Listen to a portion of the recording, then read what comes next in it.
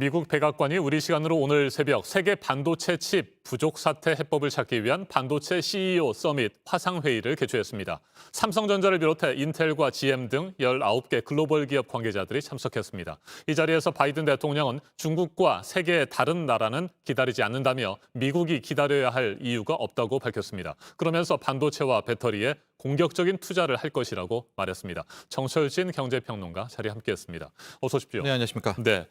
백악관이 반도체 칩 부족 사태와 관련해서 화상회의를 열었는데 제이크 설리번 백악관 국가안보보좌관이 회의를 주재했습니다. 네. 이것도 좀 특이한데 바이든 대통령까지 참석을 했거든요. 그만큼 반도체 칩이 부족하다는 건데 이유가 뭡니까? 일단 차량용 반도체 칩의 부족입니다. 구체적으로 설명해 드리면요. 그럼 이제 이야기는 차량용 반도체 부족으로 시작을 했는데 더 이야기가 커져서 미국의 반도체 패권으로 커지게 되는데요. 일단 차량용 반도체 이야기부터 짧게 설명을 해드리면 실은 차량용에 최근 차 타면 굳이 전기차가 아니더라도 전기 장치들이 굉장히 많죠. 그러니까 차 한 대 생산할 때 이 자동차용 반도체가 굉장히 많이 필요합니다. 근데 이게 대단한 기술력을 필요로 하거나 마진이 높지 않았기 때문에 메인 반도체 회사들은 만들지를 않고요. 독일이라든가 네덜란드의 NXP라든가 일본의 일부 회사들이 이 차량용 반도체를 만들게 되는데 작년에 코로나19가 터지게 되면서 이들 회사들이 수요 예측을 좀 잘못한 거예요. 아, 이렇게 되면 굉장히 앞으로 이 수요가 없겠구나라고 생각을 했는데 요즘 보면 역설적으로 굉장히 많이 자동차라든가 전기차에 대한 수요가 폭증을 하지 않습니까? 그래서 공급이 지금 수요를 못 따라가고 있는, 그렇다고 해서 지금 막 당장 만들어도 최소한 3개월, 길게는 6개월 동안 대량 이 자동차, 이 차량용 반도체 부족이 나올 수밖에 없고 이렇게 되면 연소의 충격이죠. 차를 못 만들게 되면 아예 완성차 업계가 타격을 입고 앉아서 발만 동동 구르게 되니까 이 점을 이제 미국 입장에선 다 모여라. 그래서 머리를 맞대고 회의를 해서 차량용 반도체 부족을 해결하자라고 모은 건데 명분은 네. 그러나 지금 그 누구도 거기서 끝날 거라고 보지는 않죠. 이것은 결국 미국이 반도체 패권을 손에 쥐기 위한 또 하나의 전략적 포석이다. 이렇게 해석하고 있는 겁니다. 네, 말씀을 하시는 도중에 저희가 속보 자막을 하나 띄워드렸습니다. 다시 한번 올려주시겠습니까? 네, 일본 정부가 조금 전에 강요 회의에서 후쿠시마 제1 원전에서 나오는 방사성 물질 오염수의 해양 방류를 공식 결정했다는 소식입니다. 그동안 우리나라와 중국을 비롯해서 주변 국가들이 강하게 반대를 했었고요. 현지 시민단체 그리고 어민들까지도 반대를 했던 내용인데 스가 정권이 결국에는 오염수의 해양 방류를 결정했다는 소식이 조금 전에 들어왔습니다. 네, 계속해서 얘기를 좀 해보도록 하겠습니다. 그만큼 반도체가 부족하고 삼성전자를 비롯해서 글로벌 기업들 관계자를 대거 불러서 회의를 했는데 화상회의를 했는데 말이죠. 네. 그렇다면 삼성전자 등의 미국 내 반도체 공장을 추가로 증설해라, 투자해라 이런 압박이라고 볼 수 있습니까? 그렇죠. 그렇게밖에 해석할 수가 네. 없는 게요. 삼성전자 같은 경우에는 차량용 반도체 칩을 만드는 회사는 아닙니다. 그 누구 차와도 관계가 없죠. 그러니까 엄밀히 말하면 이번에 19곳의 면면을 보면 이렇게 다 부를 필요가 없고 자동차 회사라든가 일부 차량용 반도체 회사, 물론 네덜란드 NXP도 참석을 했지만 모여야 되는데 참석자의 면면을 좀 보면 삼성전자, TSMC도 있었고요. 포드라든가 차량용 이 자동차 회사도 있었고 구글 알파벳도 모였고 그럼 결과적으로 이것은 뭐냐? 미국이 큰 틀에서 반도체 패권에 대한 조율을 하려는 것이 아니냐. 네. 그럼 삼성전자에 대한 요구는 뭐가 있을까 생각을 해봤더니 현재 텍사스 오스틴에다가 파운드리를 네. 지금 회사를 투자 계획이 있는데 미국이 이런 거죠. 그것뿐만이 아니라 메모리 반도체도 공장도 여기다 갖다 지어라 이럴 수가 있겠고 나아가서 삼성도 기술력이 있으니까 차량용 반도체는 뚝딱 만들 수 있지 않겠느냐 이런 요구도 할 수가 있겠고요. 나아가서 지금 가장 큰 걱정은 오늘 새벽에 끝난 바이든 대통령도 이런 얘기를 했잖아요. 중국은 기다려주지 않는다. 네. 큰 틀에서 미국 주도의 이 반도체 생태계를 만든 다음에 중국을 고립시키려는 이런 전략이라면 우회적으로 분명히 공식적으로 못합니다. 우회적으로 지금 중국 시안 공장이라든가 네. 이런 메모리 반도체 공장을 투자를 더 하지 말아라라는 압박을 할 수도 있거든요.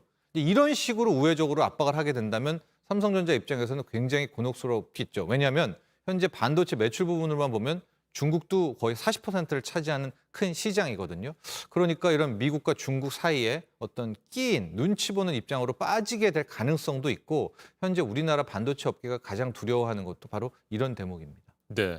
오늘 새벽에 뭐 들어온 소식들, 언론들의 보도 자료, 뭐 기사들을 보면 말이죠. 네. 미국이 차세대 최첨단 공정용 장비뿐만 아니라 현재 사용되고 있는 주력 장비들까지도 중국에 수출하지 못하도록 한다거나 네. 중국에서 뭐 생산을 하지 못하도록 뭐 규제를 할 가능성이 있다. 이런 얘기들이 들려오는데 네. 그렇게 될까요? 그럴 가능성도 네. 좀 있습니다. 즉 트럼프 행정부와는 또 다른 방식으로 이 바이든 행정부는 중국을 압박하게 되는데요. 뭐 어제 오늘 나왔던 이야기는 이런 겁니다. 이제 반도체라는 것은요. 뭐 삼성전자 과연 메모리만 봐서 네. 하이닉스가 뭐 세계 1위이기는 하지만 혼자 다 만들 수는 없습니다. 특히 반도체 장비 예를 들어서 반도체를 만들려면 당연히 반도체 장비는 있어야 되는 거 아니겠습니까? 반도체를 그 부분은 또 뭐 미국의 램 리서치라든가 유럽의 ASML이라든가 이런 곳들이 또 강자입니다. 네. 그러니까 그런 곳들이 반도체 장비를 아주 극단적으로 팔지 않는다라고 해버리면 반도체 못 만드는 거거든요. 그러면 오늘 새벽이나 어제 나왔던 이야기는 미국이 큰 틀에서 중국에 압박하는 차원에서 만에 하나 중국에 공장을 지을 땐 미국산 이런 반도체 장비들을 공급하지 못하도록 하겠다라고 하면 아하. 뭐 공장을 못 짓거나 거의 뭐 쓸모없게 돼버리는 거거든요. 그 정도까지 가게 될 경우에는 그럼 과연 이제 삼성전자는 어떤 식으로 이걸 대처해야 되느냐라는 그런 걱정이 하나가 있고 지금 잘 보면은요 미국의 행태가 좀 이상한 게 반도체 산업만 보면 생태계 구조였습니다. 이게 무슨 얘기냐? 미국이 거의 인텔 같은 비메모리 반도체에서 뭐 앞서게 되고요. 우리나라가 삼성전자 하이닉스가 메모리 반도체를 잘하고요. 네. 대만 TSMC가 파운드리라고 하는 위탁 생산을 잘하고 일본은 반도체 관련 소재 부품을 또 잘하고 뭐 이런 식으로 좀 나눠 먹으면서 이 생태계가 잘 돌아갔었는데 지금 바이든 정부는 오히려 그 생태계를 깨고 다 미국으로 들어와라. 미국 리더 하에 다 밑으로 들어와라라는 그런 좀 의도가 많이 보이고 있고요. 이것이 비단 반도체뿐만이 아니라 차세대 가장 캐시카우라고 하는 전기차, 전기자율 주행차도 보면 우리는 같은 생태계로 좀 생각했거든요. 우리가 K 배터리를 잘하지 않습니까? 네. 2차 전지는 우리가 하고 자동차 뭐 플랫폼 자체는 뭐 독일이라든가 뭐 정통의 강호들이 만들고요. 소프트웨어 같은 경우에는 구글이라든가 애플들에서 좀 나눠서 하려고 하는 것 같은데 지금 또 미국의 모습들을 보면 아니다. 다 가져가려는 그런 모습들이 좀 보이고 있어서 우리도 이런 상황이라면 좀 전략적 대응을 좀 바꿔야 되지 않을까. 너무나 낙관하지 하면 안 되겠다. 즉 메모리의 강자니까 우리 한국의 반도체 산업은 괜찮아.